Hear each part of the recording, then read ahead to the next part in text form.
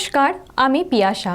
Social মিডিয়ার যুগে আমরা এমন অনেক ঘটনার কথা জানতে পারি যা আমাদের কল্পনার বাইরে। আজ আপনাদের জানাবো এমনই এক ঘটনার কথা। মহারাষ্ট্রের নাগপুরের এক যুবকের রাতারাতি সোশ্যাল মিডিয়া স্টার হওয়ার গল্প। জেনে নিন বিস্তারিত। কখন কার ভাগ্য সুপ্রসন্ন হবে তা আগে থেকে কেউই বলতে পারে না। 16 বছর ধরে মহারাষ্ট্রের নাগপুরে চায়ের স্টল চালাচ্ছিলেন ডলি। রঙিন শার্ট, চশমা এবং নিজস্ব শৈলীর কারণে ডলি সকলের থেকে আলাদা।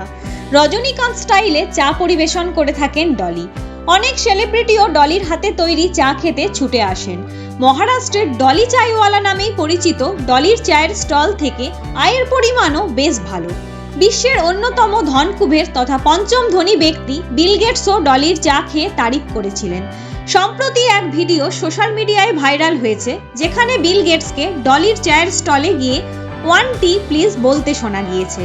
তারপর থেকে সোশ্যাল মিডিয়ায় ডলির ক্রেজ আরও বেড়ে গিয়েছে। দূর দূরান্ত থেকে ডলির স্টলে ফুড ব্লগারদের লাইন পড়েছে।